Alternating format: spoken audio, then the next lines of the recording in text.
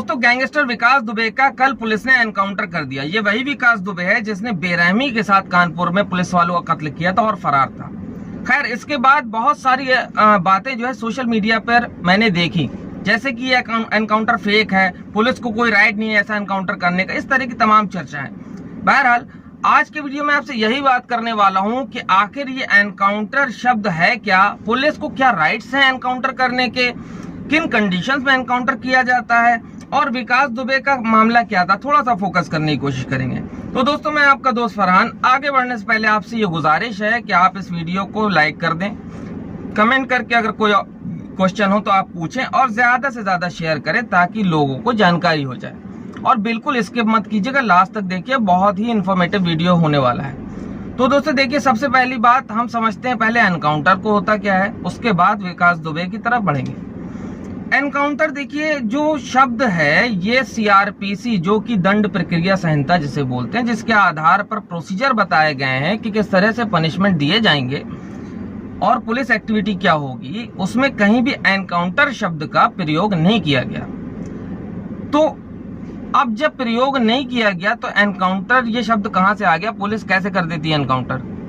तो देखिए, जो पुलिस गिरफ्तारी के लिए जाती है, सेक्शन 46 सीआरपीसी का जो है सेक्शन 46, वो ये कहता है कि अगर पुलिस किसी अपराधी को गिरफ्तार करने के लिए जा रही है और वो अपराधी अपनी गिरफ्तारी का विरोध करता है, या पुलिस अभिरक्षा या हिरासत से भागने का प्रयास करता है, तो पुलिस आवश्यक विधिक साधनों द्वारा वो बल का प्रयोग कर सकती है। अब विधिक साधन कौन से होते हैं पुलिस के पास? हथकड़ी, लाठी डंडा, पिस्टल, रिवॉल्वर, बंदूक और खुद के हाथ पैर, ये सब विधिक साधन है उसके पास, वो इनका इस्तेमाल कर सकती है उसको गिरफ्त में लेने के लिए, अरेस्ट के लिए। अब एक तो बात ये हो गई। अब इसमें कंडीशन आ जाती है। कंडीशन ये है कि गोली कैसे चलाएगी।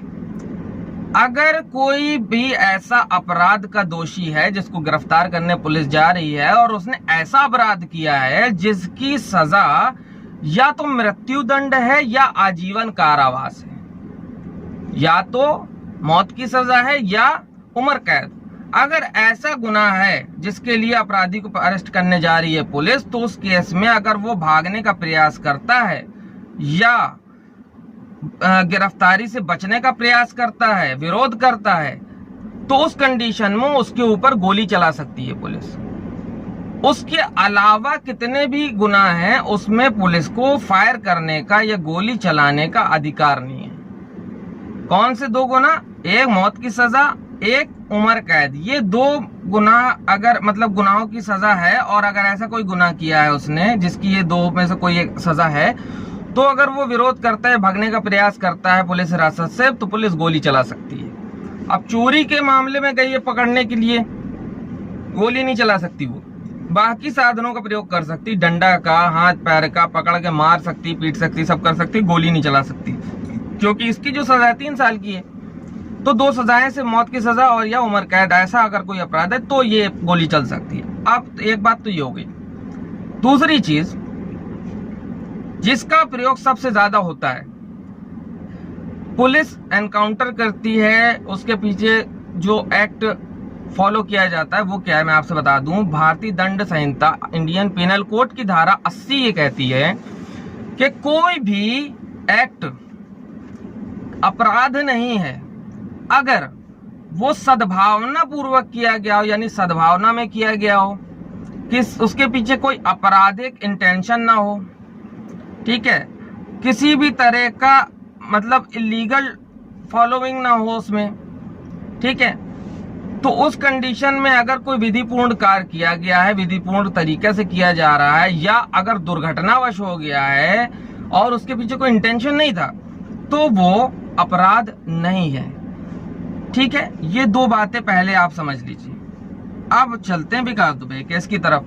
देखिए, विकास दुबे के लिए पुलिस ने जो बताया, जो हमें न्यूज से जानकारी मिली, उसमें यह बताया गया कि हिरासत में उज्जैन से उसको लिया गया और उसके बाद उसे लाया जा रहा था पुलिस गाड़ियों में और एक गाड़ी पलट जाने की वजह से उस टाइम उसने भागने की कोशिश करी और शायद पिस्टल से फायर करने की कोशिश करी, तो बचाव में पुलिस ने मुठभेड़ में उसे मार दिया। तो मुठभेड़ वाला जो अल्फाज है ये मेंशन है, एनकाउंटर मेंशन नहीं है। अब मुठभेड़ में मार दिया। तो देखिए इसमें एक और चीज आपको मैं बता दूं, मैंने आपको इससे पहले एक वीडियो में बताया था सेल्फ डिफेंस। तो सेल्फ डिफेंस में एक आम आदमी को भारतीय कानून यानी इंडियन पिनल कोड में ये प्रोविजन है 96 ऑफ आईपीसी से लेकर के 100 आईपीसी तक कि एक आदमी, साधारण आदमी, अगर उसकी जान पे बनाए, लगे कि अब मेरी जान चली जाएगी, तो वो अपनी जान बचाने के लिए सेल्फ डिफेंस में सामने वाले को जान से मार सकता है। उसको दोषी नहीं करार दिया जाएगा, लेकिन सर्कमस्टेंसेस यानी परिस्थितियां बताने चाहिए कि ये आपके साथ परिस्थिति थी। ये नहीं कि आपने मार दिया ऐसे ही बता दिया कि मैंने सेल्फ डिफेंस में मारा है। वो परिस्थितियां भी वहां पे बोलनी चाहिए कि हाँ वाकई आपकी जान पे खतरा था।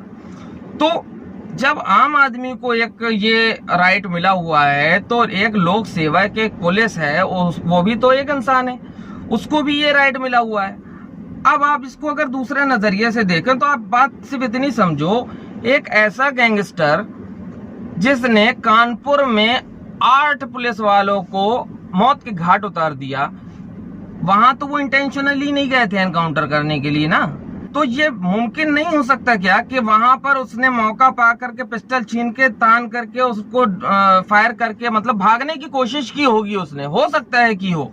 इतना बड़ा गैंगस्टर था, 60 से ज्यादा उसके ऊपर संगीन कॉग्निजेबल क्राइम के मुकदमे थे, हत्या के, अपहरण के, इस तरह के मुकदमे थे।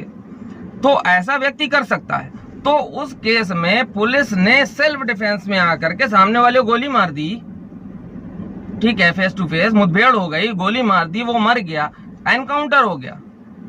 तो उसमें पुलिस वाले को सेल्फ डिफेंस भी मिल रहा है कि वो बंदूक ताने हुआ था।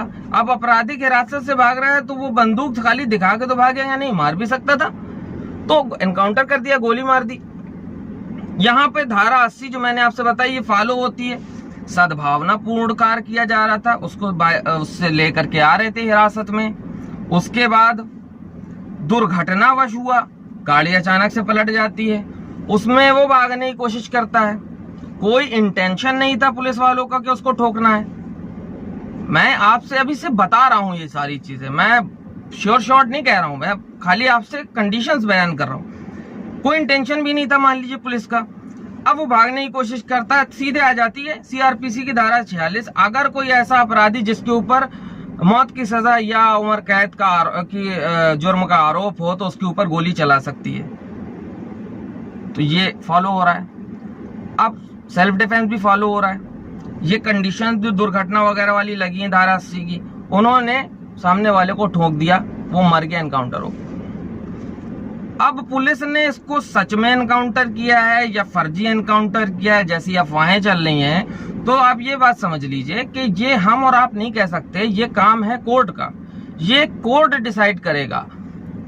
इस पे होगा क्या, ये एनकाउंटर हुआ, इससे पहले जो एनकाउंटर हुए उसमें भी एक कमेटी बैठाई जाती है, इस पे भी बैठाई जाएगी।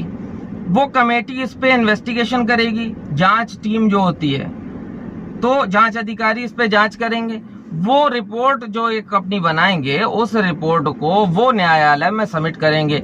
फिर उसके आधार पर ट्रायल होगा, मतलब उसको फॉलो अप लिया जाएगा। अगर कहीं रिपोर्ट में पाया जाता है, जांच टीम ये समझती है और रिपोर्ट में लिखती है कि इसको फर्जी किया गया है या इसमें कोई चूल है या कोई जानबूझ करके एनकाउंटर करना ही इंटेंशन था, तो अगर ऐसा कुछ आता है तो फिर फर्दर जो कार्रवाई होगी पुलिस वालों के ऊपर वो कोर्ट लेगी, वो कोर्ट का काम है बहरहाल।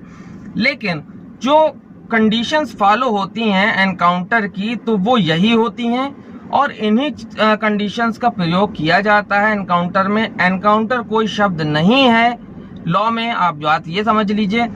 एनकाउंटर मतलब कि मुठभेड़ दिखाई जाती है और मुठभेड़ के दौरान ही शूट आउट होता है। और कंडीशन मैंने आपसे बता दी, अगर 2 तरह के जुर्म की सजा वाला अपराधी है तो सीधे गोली मार सकते हैं, उससे नीचे को गोली नहीं चला सकते।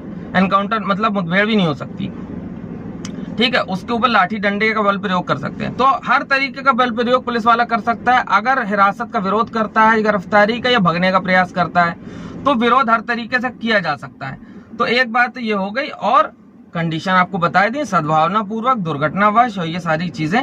तो ये सारा सीन था। बहुत इंपॉर्टेंट वीडियो बनाया है मैंने आपके लिए, और बहुत बारीक जानकारी दी है कि क्या कंडीशन होती है। उसका सही इस्तेमाल भी किया जाता है दोस्तों, और बहुत बार गलत इस्तेमाल भी हो सकता है, लेकिन इसको एलिगेशन मैं नहीं लगा सकता, क्योंकि देखिए ये सारा काम कोर्ट का है। मैं सिर्फ आप लोगों को जानकारी इसलिए दे रहा हूं कि आप चीजों को गहराई से समझें और सच ही बोलने की कोशिश करें। सुनी सुनाई बातों को लपेट के अफवाह ना फैलाएं किसी भी तरह की। और पुलिस सही है या गलत है या कुछ भी, लेकिन विकास दुबे गैंगस्टर, उसके ऊपर 60 केसेस तो लगे हुए थे, तो वो कोई एक शरीफ आदमी तो कतई नहीं था। जिसने 8 लोगों को कतर के चला दिया हो, तो वो एक शरीफ आदमी तो हो भी नहीं सकता। बहरहाल हम कोई कंक्लूजन पे नहीं पहुंच सकते, इसका सारा काम तो कोर्ट का है। हम तो सिर्फ कानून की पैरवी कर सकते हैं, और जो सही गलत है उसका अपने हिसाब से साथ दे सकते हैं, जितना हमारे समझ है। आपको हर तरीके से समझाने की कोशिश करता हूं फ्री कंसल्टेशन के द्वारा। तो उम्मीद करता हूं दोस्तों आपको वीडियो पसंद आया होगा। अगर पसंद आया है तो इसको लाइक करें, शेयर बहुत ज्यादा करें, अपने कमेंट में अपनी राय दें। और देखिए, मैं किसी का फेवर नहीं कर रहा हूं, तो मेरे ऊपर एलिगेशन ना लगाना शुरू कर दीजिएगा। मैं आपका दोस्त फरहान एक बार से फिर हैव अ ग्रेट डे।